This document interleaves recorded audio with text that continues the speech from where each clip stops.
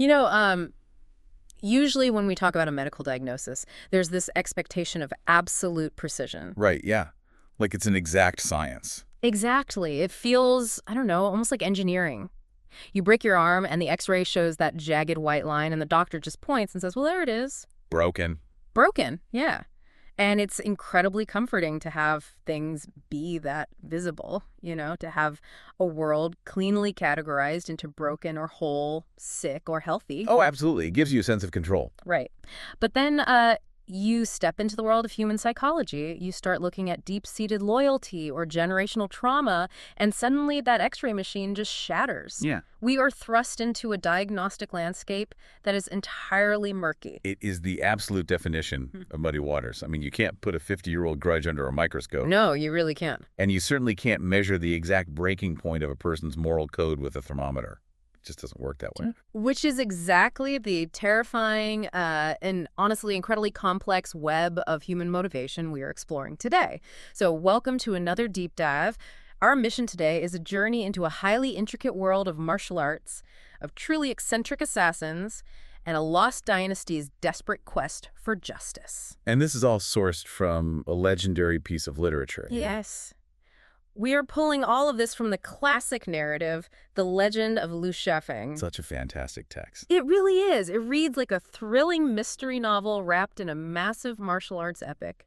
We're going to be looking at a universe where people catch swinging blades with 2 fingers. Which is wild. Totally wild. A world where a simple bowl of roasted chestnuts can be an act of mass murder, and where the line between honor and vengeance is so razor-thin, it practically vanishes. So for you listening, if you might be completely new to this, we are diving into a foundational text of the wuxia genre. Wuxia. Right. Sure. Penned by the legendary author Gu Long. Wuxia literally translates to martial heroes. Okay, so how should we picture that? Well, think of it as the Chinese equivalent of the Western gunslinger or the wandering knight errant. But it's heavily layered with deep Taoist philosophy. Oh, okay. Yeah, you have these superhuman feats driven by internal energy and incredibly rigid, often suffocating social code. This is a universe operating on extreme rules. And I promise you, by the end of our time together today, you are going to understand not just the mechanics of this intricate web of betrayals, but the profound psychological codes driving these legendary figures. Because it really comes down to psychology. Exactly. We're talking about rules of life and death that might genuinely change how you view loyalty, friendship, and the heavy burden of obligation in your own daily life. Yeah, if you strip away the flying across rooftops and the exotic weaponry, the core tensions driving these characters are uncomfortably human. Very human. So to even begin grasping the central mystery of this lost dynasty we're going to talk about, we first need to dissect the eccentric personalities populating this world. Which are just fascinating. They really are. And in the Jianghu, which is the term for this martial arts underworld, right? Yes, the Jianghu. It's essentially a parallel society living outside the bounds of the emperor's conventional law. Right. So in the Jianghu, a character's quirk is never just a fun personality trait. Oh, no.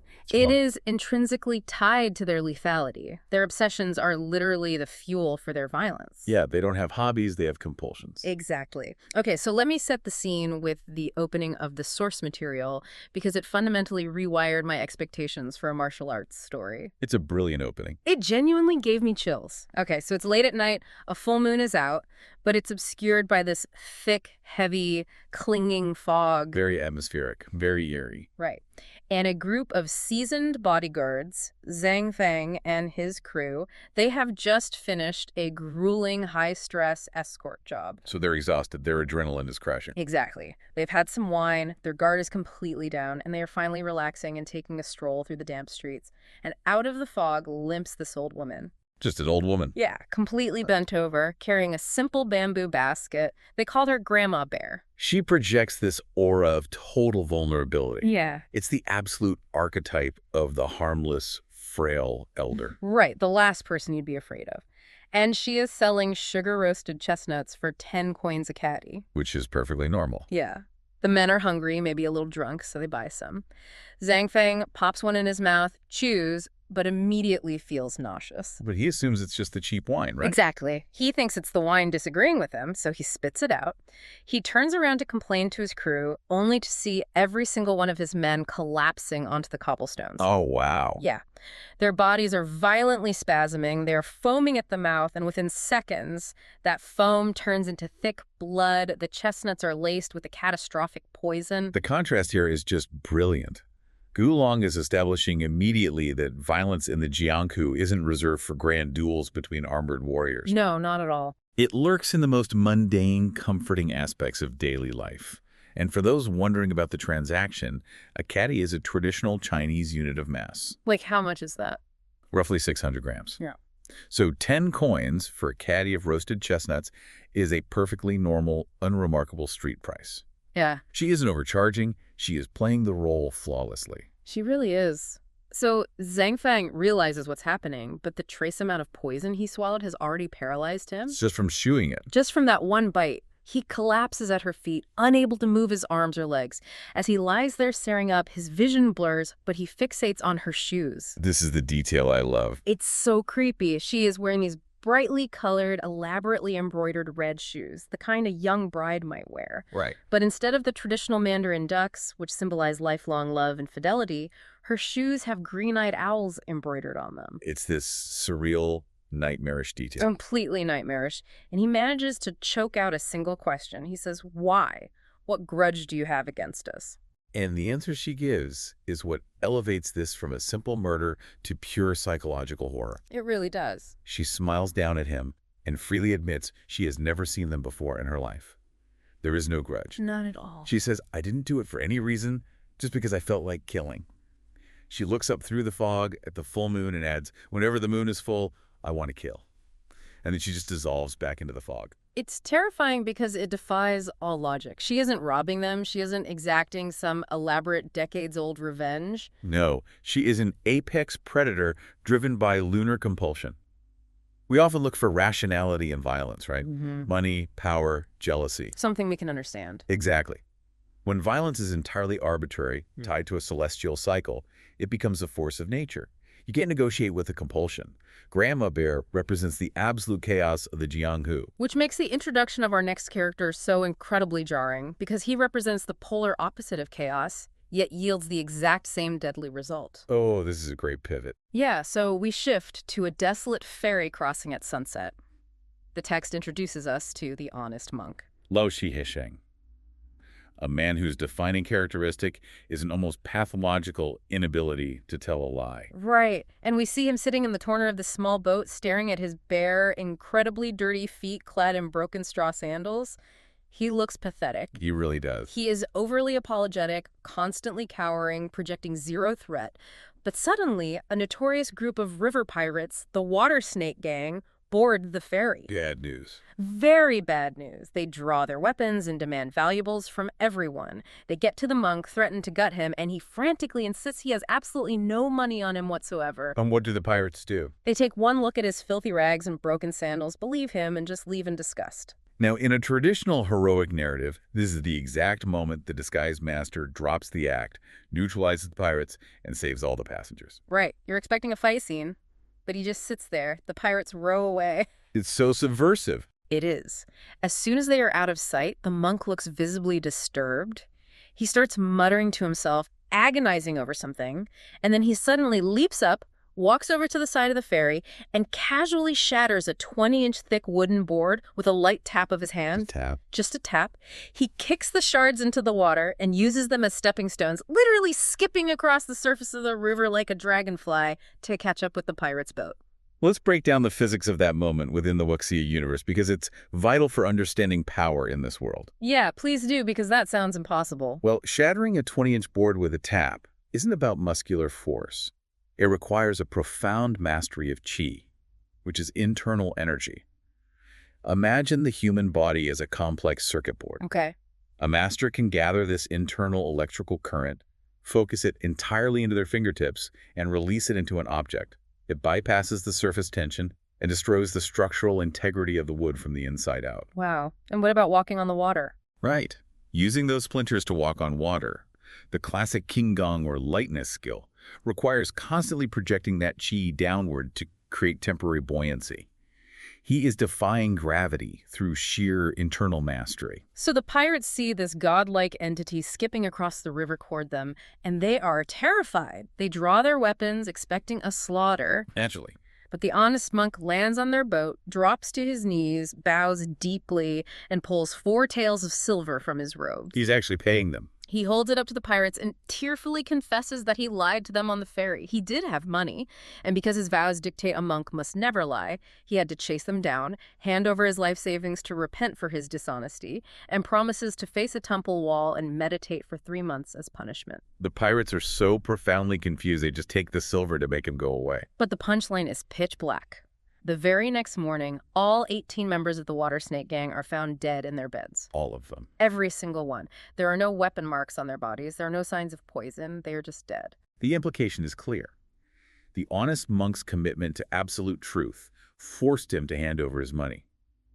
But his parallel commitment to cosmic justice meant he returned later that night and used his immense internal ki to strike their vital points, killing them instantly and cleanly. It's so wild. He will apologize profusely for a white lie to save his own life, but he will exterminate an entire criminal syndicate without a second thought. His morality is terrifyingly opaque. So you have a serial killer grandma activated by the lunar cycle and a monk whose honesty is literally lethal. Both defined by their obsessions. Right. Their psychological fixations are the source of their power, which perfectly frames the 2 most iconic, contrasting figures in this universe, Shimin Chuishu and Woman Lu. Oh, these two. They represent the 2 extreme philosophical poles of martial arts mastery. Let's look at Shimin Chuishu first. This guy takes the concept of an ascetic warrior to an almost pathological extreme. He really does. The text gives us this vivid description of him preparing for a duel. He doesn't just sharpen his sword, he fasts for 3 days, eating nothing. He bathes in warm water, heavily scented with fresh gardenia petals. Very specific. Yeah. Yeah. And he has a retinue of beautiful courtesans, meticulously wash his hair and trim his nails, but he never actually looks at them or touches them. He dresses in clothes that are blindingly snow white, from his inner garments all the way down to his socks. We are witnessing a strict religious purification ritual here. Historically, in both Shinto and early Taoist martial traditions, bathing and fasting before battle wasn't just about hygiene. What was it about? It was about severing the self from earthly tethers. Shimin is washing away his human desires, his human flaws, to become a hollow vessel for the sword. A hollow vessel, that's a great way to put it. Yeah, he believes that if his spirit is cluttered with base human needs like hunger or lust, his sword strike will be a fraction of a second too slow. And the reason he is undergoing this intense ritual, he is preparing to travel hundreds of miles to kill a man named Hong Tao. And why is he doing that? Well, because Hong Tao recently murdered a man named Zhao Gang. Now, does Zimin Trishu know Zhao Gang? No. Are they blood relatives? No. He simply heard through the grapevine that Zhao Gang was a righteous, good person. So he just decides to act. Exactly. Therefore, Shimin believes it is his sacred, unavoidable duty to become the instrument of karma and kill the murderer. And when he finally tracks Hong Tao down, the dialogue is incredibly sparse. Hong Tao's a renowned fighter in his own right, demanding to know why this man in white is challenging him. Does Shimin give him a big speech? No, Shimin only speaks 4 words the entire encounter. He is, kill you, and then, Zhao Gang. He offers no grand speech about justice. Hong Tao realizes he has no choice and unleashes a famous, incredibly complex technique called the 5-linked lightning 8 strikes. A very aggressive move. It's a total flurry of aggressive motion, and Shimin Chuishu just stands there. He watches the flurry, waits for the one inevitable microscopic flaw in the technique, and with a single impossibly fast thrust, pierces Hong Tao's throat. Just 1 strike. Just 1. But it's the detail immediately following the kill that defines him. When Shimen pulls his narrow blade out of the throat, he holds it up and blows gently on the steel. A string of crimson blood drops flies off the edge, landing on a yellow autumn leaf on the ground. There's a saying in the text, Shimin Chuishu blows not snow, but blood. That is his legendary epithet. It's very poetic. It is. He views killing not as a grim necessity, but as a sacred, beautiful art form. He has stripped away every normal human comfort to achieve lethal perfection. Yeah, he only feels truly vibrantly alive in that microscopic fraction of a second when he watches the blood bloom from a severed artery. It's an incredibly cold, isolated, ascetic existence. So contrast that absolute freezing detachment with Huaman Lu. The complete opposite. Literally, Huaman Lu has been completely blind since he was 7 years old due to a childhood illness. Yeah. But instead of turning bitter or isolated, he lives alone in a small, vibrant building overflowing with fresh, living flowers. He surrounds himself with life. He does. We are introduced to him sitting quietly by an open window at sunset. He is just resting his fingers on the soft petals of a bloom, inhaling the fragrance and smiling. He feels immense, overwhelming gratitude just for the privilege of being alive to experience that moment. Shimen engages in sensory deprivation to find meaning. Huaman Lu engages in total sensory immersion. Yes, but this piece is shattered when a young girl, Sheng Wanfeiyan, sprints into his building. She is terrified, sobbing, fleeing from a massive, heavily armed thug. Another thug follows her right in. The thug bursts through Huaman Lu's door, screaming threats, and without hesitating, violently thrusts a heavy broadsword directly at the blind man's chest. Because he's just in the way. Right, but Huaman Lu doesn't dive out of the way. He doesn't even stand up from his chair. He simply reaches out his hand and pinches the incoming blade with 2 fingers. To understand the sheer impossibility of this, consider the kinetic energy of a charging man putting his entire body weight behind a heavy steel blade. It would be massive. Right. Huaman Lu isn't just stopping the metal. He is using his internal qi to instantly absorb and ground that kinetic energy. He pinches the flat of the blade, and the thug, straining with every ounce of muscle he has, cannot push it an inch further or pull it back. Like hitting a brick wall? Exactly. It's like the sword is embedded in a mountain. And Huaman Lu just keeps smiling. He doesn't look angry at all. He speaks in this gentle, soothing voice, telling this sweating, terrified thug, if you're willing to leave this knife here, I'll take good care of it for you. My door is always open. You can come get it anytime. That is just brilliant. The thug is so thoroughly broken by this casual, terrifying display of effortless power that he lets go of the hilt and sprints away into the night. The philosophy woven into this scene is profound. Huaman Lu uses his overwhelming martial superiority not to dominate or punish, but to gently disarm and offer an immediate off-ramp. He gives the guy a way out. He diffuses violence with absolute stillness. And later, when the young girl asks how he managed to be so happy despite living in darkness, he asks her a series of questions. What does he ask her? He says, have you ever heard the sound of snowflakes landing on a roof? Can you feel the vitality of a flower bud forcing itself open in the spring breeze? Oh, wow. He tells her the real tragedy isn't losing your eyesight.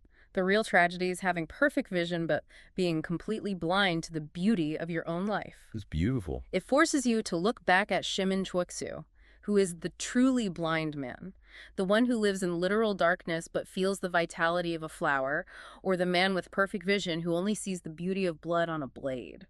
It's a great question, but bringing these extreme isolated forces together requires a very specific type of gravity. You need a catalyst. You need someone who can speak the language of the lethal ascetic and the blind optimist. Enter the glue of this entire universe, the titular character, Lu Xiaofeng, known across the Jianghu as the man with 4 eyebrows. Which is a physical impossibility, obviously. Well, it refers to his mustache. He has 2 perfectly arched, incredibly expressive eyebrows, and a mustache that is trimmed so precisely it looks like an exact duplicate of his eyebrows resting over his lip. He is famously, unashamedly vain about this facial hair. Very vain. When Gu Long introduces us to his protagonist, Lu Xiaofeng is not doing one-arm push-ups on a mountain. No, not at all. He is lying flat on his back in a tavern bed, actively hiding from the world. He has a full cup of wine resting on his chest. He's too lazy to sit up to drink, so he takes a sharp breath in, and the wine flies out of the cup in an arc directly into his mouth. It reads like a slapstick comedy routine, but to anyone versed in martial arts lore, that trick demonstrates terrifying internal power. Really? How so? To create a vacuum strong enough to pull liquid through the air requires microscopic control of the diaphragm and the manipulation of qi outside the physical body. It's an insane flex of power disguised as extreme laziness. Well, he needs that power, because his hiding spot is compromised. 2 lethal assassins from the King Yi Lu the Green Cloth Pavilion, the most feared syndicate in the world, smash through his window to capture him. A very rude awakening. Yes. One assassin wields a specialized, highly toxic snakeskin whip. He snaps it directly at Lu Xiaofeng's face. Lu Xiaofeng, still lying flat on the mattress, just casually raises his hand and catches the supersonic tip of the whip between his index and middle finger. The exact same technique Huaman Lu used on the sword. Which is no coincidence, right? No, the narrative subtly reveals that Lu Xiaofeng is actually the one who invented that two-finger catch. He taught it to his blind friend so Huaman Lu could protect himself without having to carry a weapon. Okay, let me pause you there, because this is where my modern sensibilities clash with the story. Lu Xiaofeng is incredibly capable. He has god-tier reflexes, but he is aggressively unmotivated. Very unmotivated. He runs from conflict, he hides in taverns. His primary goal seems to be drinking wine while expending 0 calories. Why is a guy who just wants to be left alone the focal point of a massive epic? That paradox is the engine of his character. He projects the image of a lazy, unreliable scoundrel because he desperately wants to avoid being dragged into the endless blood feuds of the Jianghu. He just wants a quiet life. Exactly. But everyone in this world knows a secret about him. He has an incredibly soft heart. If a friend asks for help, his laziness evaporates. His true superpower isn't catching a whip, it is his social network. His network. Right. He operates at the dead center of this web of eccentrics because he operates without judgment. He doesn't preach to the honest monk. He deeply respects human Twiki's chilling code. He shares Huaman Lu's appreciation for good wine and peace. He is the ultimate facilitator. So the question becomes, what force on earth is strong enough to actually pull this lazy facilitator out of his tavern and force him to mobilize his network? You need a serious inciting incident. Right. We move from the characters to the catalyst. And it arrives in the form of a ghost from the past. A lost kingdom. Lu Xiaofeng is essentially kidnapped, seduced, and tricked into a carriage smelling of fresh flowers by a remarkably manipulative 12-year-old girl named Zhuer. She's quite a character. Oh, she's intense. She brings him to a decaying, hidden estate to meet Princess Danfeng. The princess is described as possessing a staggering, almost hypnotic beauty. Lu Xiaofeng walks into the room, preparing to use his charm to talk his way out of whatever they want. As he usually does. Right. And Princess Danfeng immediately drops to her knees on the stone floor in front of him. The physical weight of that gesture in imperial Chinese culture is immense. It completely short-circuits his brain. Lu Xiaofeng is so utterly terrified by the sheer magnitude of obligation attached to a beautiful royal kneeling before him that his fight-or-flight response kicks in. What does he do? He physically leaps straight up, crashes through the wooden roof of the building, and tries to sprint across the tiles to escape the awkwardness. It's hilarious, but it illustrates his terror of being bound by duty. He knows that if you accept a bow of that magnitude, you are accepting a quest that will likely kill you. He gets caught, of course, and is brought before the princess's father, the current king of the Golden Rock dynasty. The king is a withered, exhausted old man living in the ruins of a sprawling estate, but he maintains the stiff spine of a monarch. He still holds himself like a king. Yes. He sits Lu Xiaofeng down and recounts a piece of buried history. 50 years ago, their incredibly wealthy remote kingdom in the western regions was overrun by a massive invasion of Cossack cavalry. A total disaster for them. The old king, the current king's father, realized the military situation was hopeless, so he enacted a desperate contingency plan. The preservation of the bloodline and the royal treasury. Exactly. He sent his young son east, toward the central plains of China, escorted by 4 of his most trusted elite cabinet ministers. They carried with them the entirety of the dynasty's liquid wealth. Which must have been astronomical. Absolutely. The goal was to hide, survive, and eventually use those astronomical funds to raise an army and reclaim their homeland. But human nature, especially when confronted with unimaginable, unregulated wealth, is fragile. Very fragile. One minister, Sheng Guanjin, remained fiercely loyal. He used his quarter of the wealth to purchase the estate they currently hide in, fiercely protecting the young prince as he grew into an old man. Okay, but what about the other 3? Well, the temptation was too great. Once they reached the safety of the Central Plains, they took their massive shares of the gold, changed their names, severed all ties, and vanished into the anonymity of the Jianghu. And here's where the hook digs deep into Lu Xiaofeng. The king reveals that over the last 50 years, these 3 traitors haven't just been hiding. They used the stolen royal treasury as seed capital. Right. The king lists them off. Yan Lubin, the former minister of works, is now known as Yan Tishan. He is the most powerful jewel merchant in the Guangdong region, holding a monopoly on the regional economy. That's one. 2, Ping Dui is now Du Guyihe. He used the gold to maneuver his way into becoming the supreme leader of the legendary Amai sword sect and is secretly the architect behind the Qinji Lu the Syndicate, with 108 pavilions of 108 assassins that just tried to murder Lu Xiaofeng. A massive power player. And finally, Shanguan Mu changed his name to Huashu. He is now widely recognized as the single richest man in the world, living as a fiercely guarded, eccentric hermit. The king isn't asking Lu Xiaofeng to track down 3 old thieves. He is asking him to dismantle 3 institutional superpowers. And the king's actual demand seems, on paper, somewhat reasonable. He explicitly tells Lu Xiaofeng he doesn't want blood. He acknowledges they are all old men near the end of their lives. So what does he want? What he wants is restitution. He wants the original wealth returned to fund the dynasty's restoration, and critically, he wants them to travel to his estate, kneel before the ancestral tablets of the Golden Rock dynasty, and confess their treason. Give the money back, say you're sorry, and all is forgiven. That sounds like a peaceful resolution, but sociologically, it is a declaration of total war. Why is that? Look at the reality of how power functions. These men have spent half a century constructing empires built on the bedrock of their respected manufactured identities. The leader of the Yamai sect represents the moral authority of thousands of disciples. If he publicly confesses to being a traitorous thief who funded his rise with stolen royal gold, his entire institution collapses overnight. The history would completely destroy them. Exactly. Institutional power has completely erased their historical guilt. They are no longer criminals. They are pillars of the martial arts world.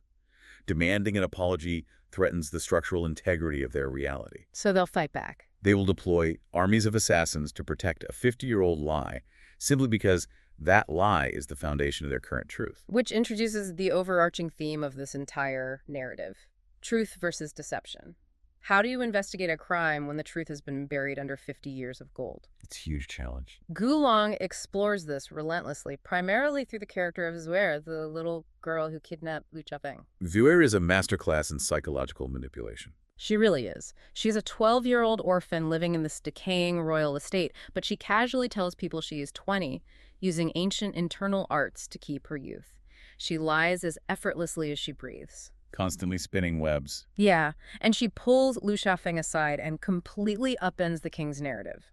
She claims her older cousin, Shang Guanfan, the girl who sought refuge with the blind Homanlu earlier, was actually murdered by Princess Danfeng out of vicious jealousy. She provides a competing, highly emotional narrative. She literally bursts into tears, pulls a tiny gold swallow pendant out of her pocket, and says she found it buried in the dirt, claiming it proves Danfeng buried her cousin's body. That's quite a performance. She is so utterly convincing, so deeply distressed, that even Lu Xiaofeng, a master detective, starts questioning the princess's motives. The brilliance of this subplot is how it forces you, the listener, to analyze the mechanics of deception. Later in the story, Huamanlu provides a beautiful philosophical framework for this. Oh, right, he categorizes deception. Yes. He notes that some people lie maliciously, aiming to destroy and conquer. Some lie defensively, constructing armor against a world that has hurt them. Okay. And some, like an orphan girl living in a ghost town of a lost dynasty, lie, simply because the performance is the only way she can extract attention and love from the adults around her. It makes you doubt the foundation of the entire quest. Is the king actually the king, or a con artist? Is Danfeng a victim trying to save her family, or a ruthless killer? Are the 3 wealthy men actually traitors, or are they being extorted by this old man in a ruined castle? Lu Xiaofeng realizes he cannot punch his way to the truth. He needs verified intelligence. Which pulls us into a fascinating exploration of how economies function in a fantasy setting. To get the truth, Lu Xiaofeng has to navigate the currency of favors and information. This is one of my favorite parts. This entirely changed how I view the Jianghu. It's not a barter system of swords and horses. It is a highly sophisticated, incredibly expensive marketplace of secrets. Information is the ultimate asymmetric weapon. Lu Xiaofeng needs absolute confirmation that the Golden Rock dynasty actually existed and that these 3 billionaires are indeed the missing ministers. To get this, he must consult the paramount intelligence brokers of the world, De Tong and Da Ji, the omniscient duo. But there's a catch, right? A huge catch. There's no address for them. You can't send a letter. The only way to access them is to go through a human paywall named Grandpa Sun, notoriously known as Turtle Grandson. His entire existence is a brilliantly parasitic business model. It really is. Turtle Grandson deliberately goes to the most expensive, lavish brothels and casinos. He orders the finest food, the oldest wine, and runs up catastrophic, impossible debts. And he doesn't have the money to pay. No! Yeah. And then he just sits there. He refuses to pay. He allows himself to be held hostage by the establishment, knowing with absolute certainty that eventually someone in the martial arts world will desperately need an audience with Da Tong and Da Ji. Because he's the only way in. Right, and the only way to get that meeting is to track him down and pay off his massive tab to secure his release. He monetizes his role as the gatekeeper. He outsources his living expenses to the desperation of the Jianghu's elite. Lu Xiaofeng finds him, casually pays off a debt that would bankrupt a normal merchant, and follows Turtle Grandson out of the city and deep into a remote mountain range. It's quite a journey. They arrive at a tiny pitch-black cave. You aren't allowed to see the brokers. You stand outside in the dirt, take a solid 50-tael gold ingot, and throw it into the darkness. You ask one question, and a voice answers. Let's contextualize that price tag for a second. In historical Chinese currency, a single tael of silver could keep a peasant family fed and housed for a month. A month? Yeah, a month. 50 taels of gold is an astronomical, almost mythical sum. In modern terms, it's akin to dropping hundreds of thousands of dollars for a single sentence of data. And Lu Xiaofeng just throws in an ingot. He asks, did the Golden Rock dynasty exist? The voice from the dark says yes. Another ingot. Another ingot clinks into the dark. Did 4 ministers flee with the treasury? Yes. Another ingot. Are Yan Tishan, Dugu Yihei, and Kuo Zhiyu those men? The voice confirms it. The king was telling the truth. The targets are real. He is buying the conviction required to risk his life. So he throws in one final gold ingot.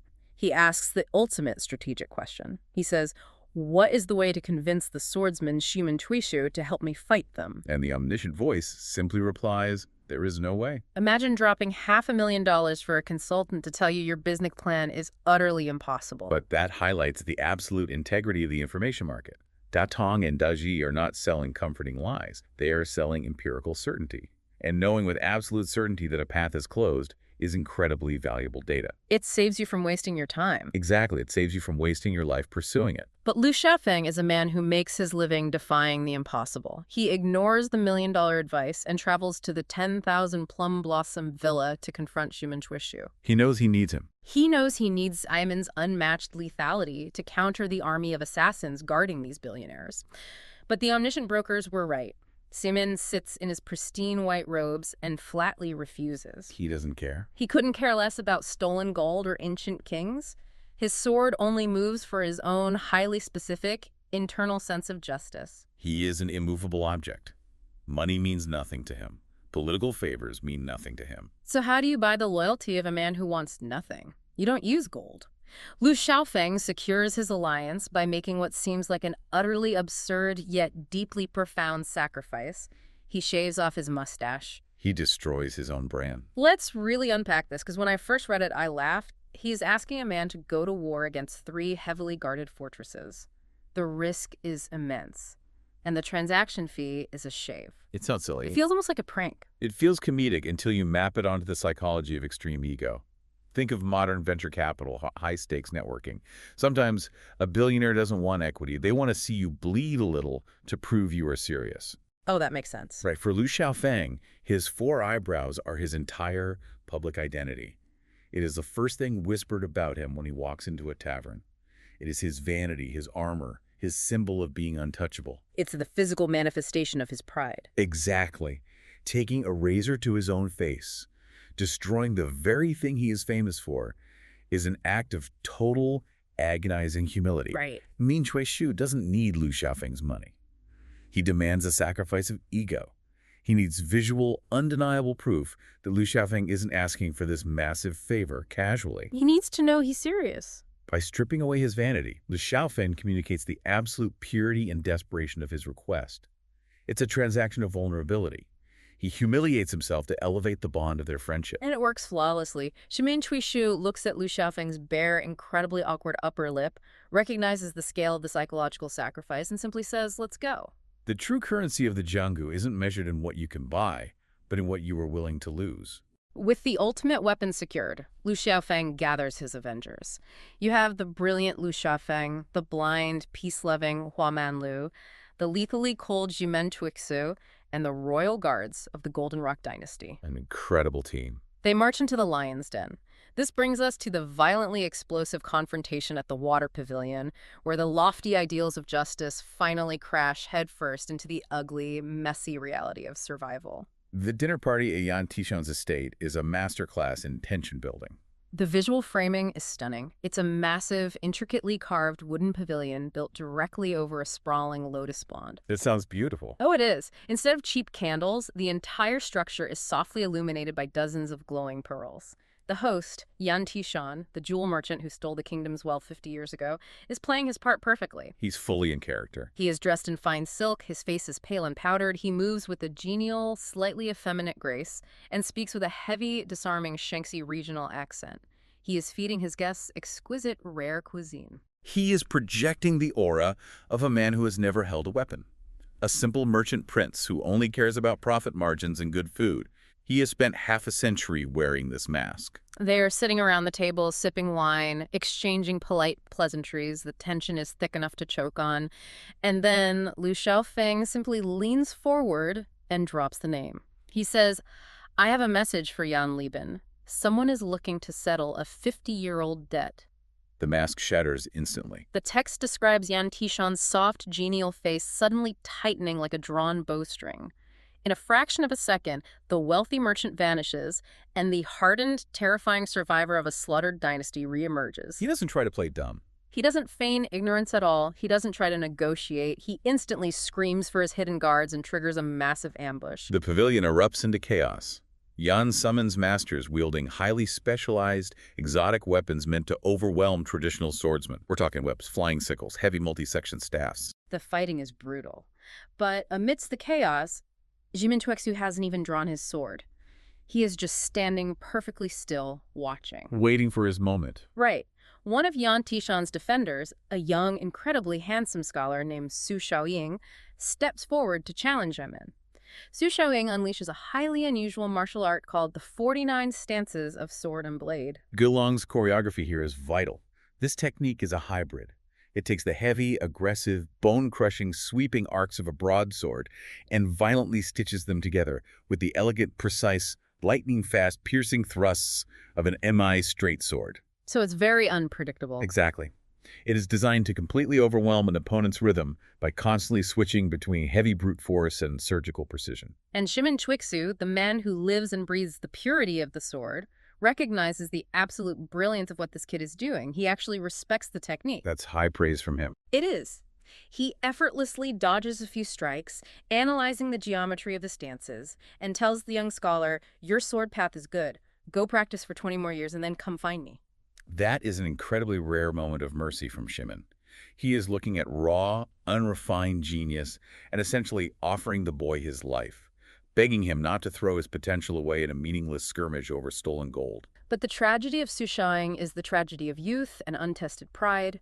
He is insulted by the dismissal. He screams, 20 years is too long, I can't wait.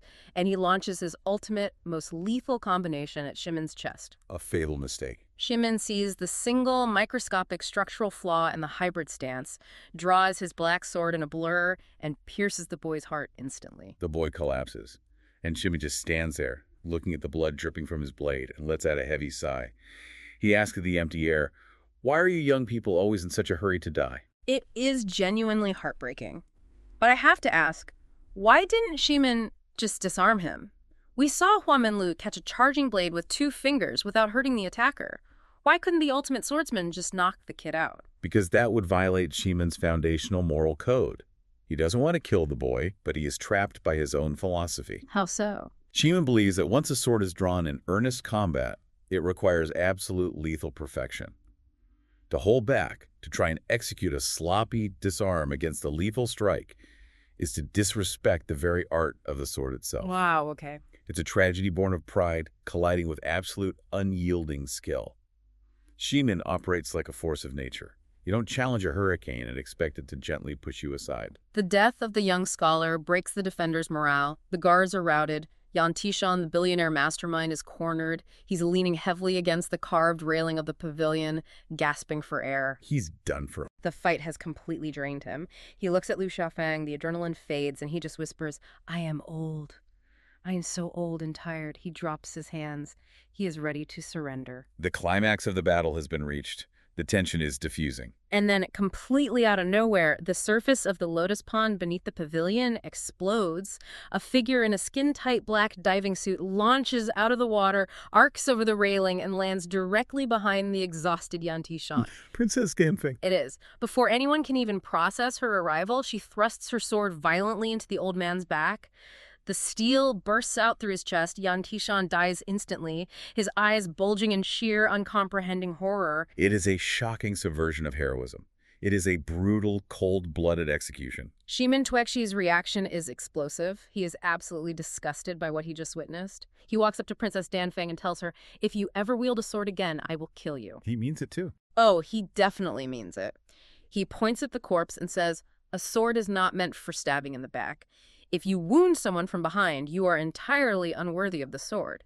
He is so repulsed that he strikes the blade out of the dead man's chest, shatters his own sword into pieces on the ground, and turns his back on the group, walking out into the night fog. He just walks away from the whole mission.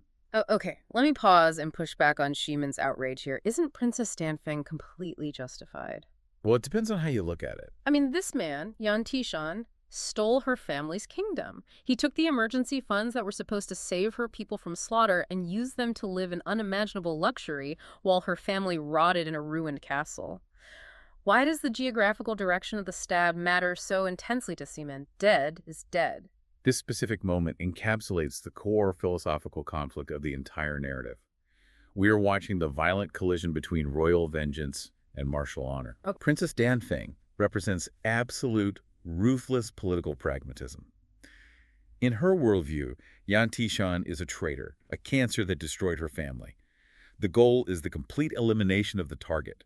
The method used to achieve that goal is totally irrelevant. She is operating with the mindset of an assassin or a politician. Exactly. But Jimin Tuixu represents the idealized, almost religious purity of the Jianghu. To a martial purist, the act of killing must be clean. It must be administered face-to-face, a true test of skill, will, and spirit. So sneaking up behind someone is a violation. That's a huge violation. If you wait in the shadows and drive a blade into the spine of an exhausted, surrendering old man, you are not a warrior administering cosmic justice. You are simply a butcher. Right.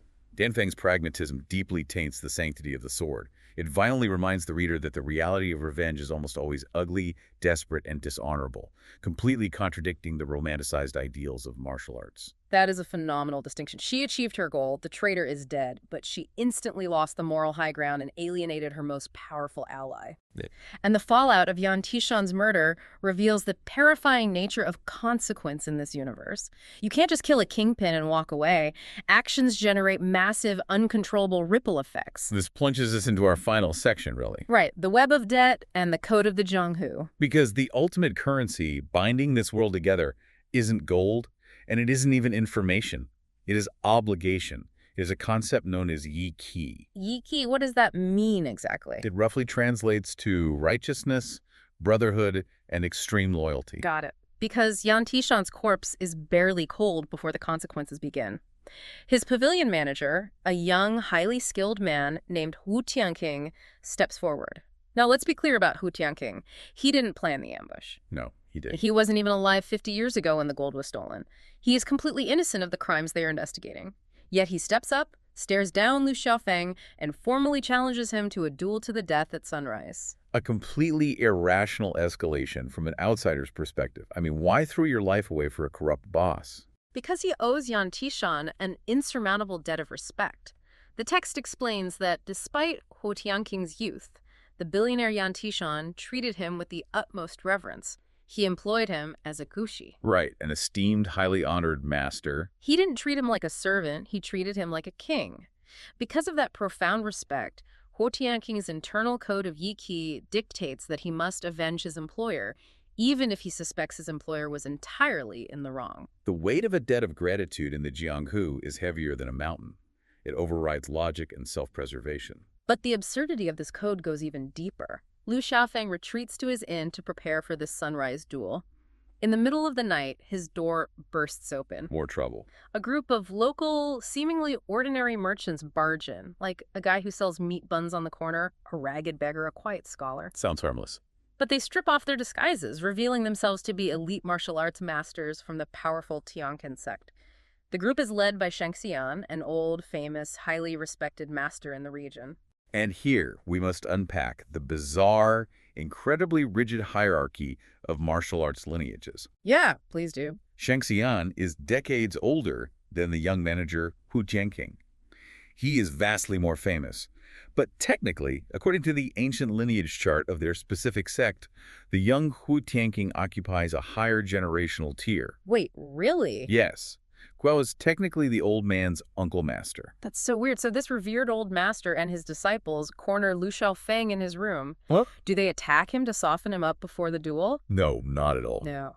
They simultaneously draw their weapons and press the razor-sharp blades directly against their own throats. It's an incredible scene. They look at Lu Xiaofeng and say, "You must pack your bags and leave town tonight. You cannot fight our uncle master Hu Tianqing tomorrow." They are executing a tactical threat of mass suicide. Yes. They explain the rules of their hierarchy.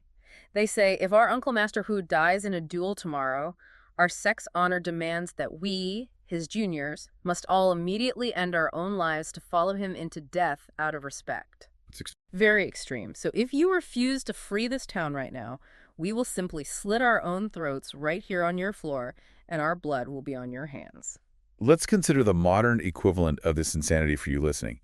It's like a massive corporate hierarchy, where if the 25-year-old newly hired CEO gets into a fatal car crash, the entire board of directors, the VP of marketing, and the manroom staff are legally obligated to throw themselves off the roof of the corporate headquarters out of sheer loyalty to the org chart. It's intense. It feels completely insane. It is entirely insane to our modern individualized sensibilities, but it is the perfect illustration of Yi Qi.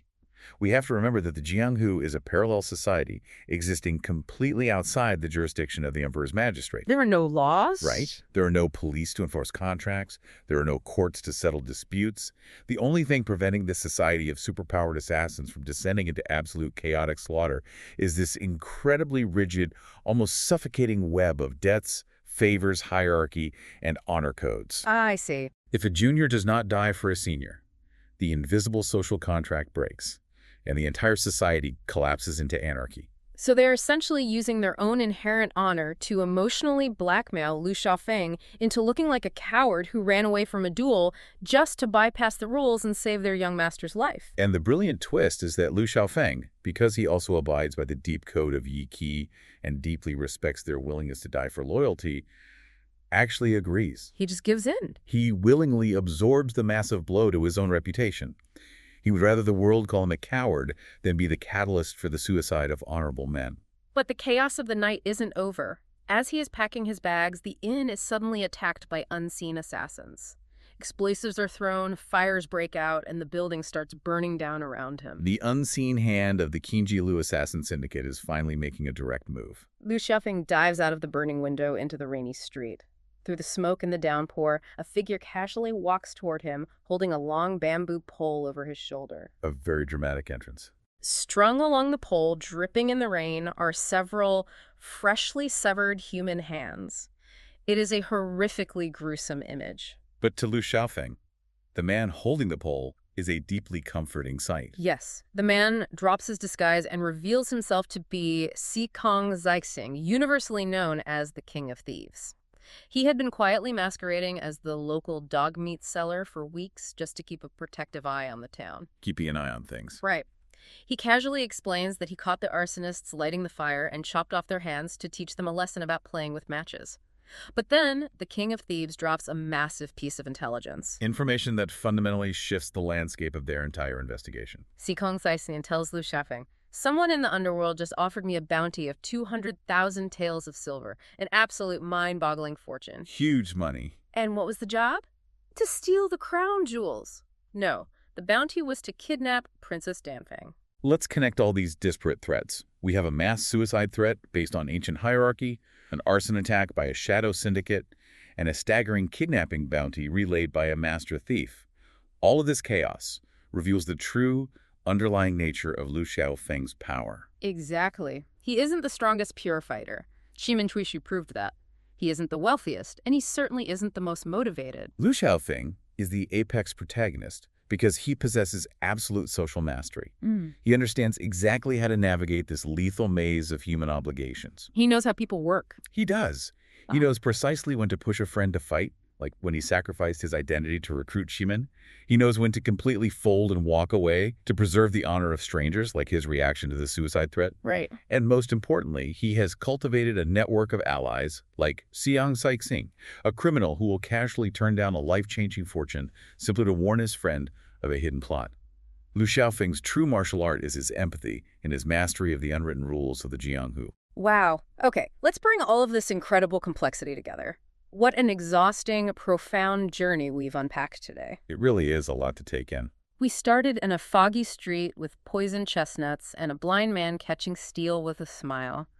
We waded through the erased, blood-soaked history of a fallen dynasty and calculated the literal weight of a 50-tailed truth. We covered a lot of ground. We did. We stood in a glowing water pavilion, mourning the tragic death of a proud young scholar, only to watch a princess shatter a swordsman's ideals with a single stab in the back.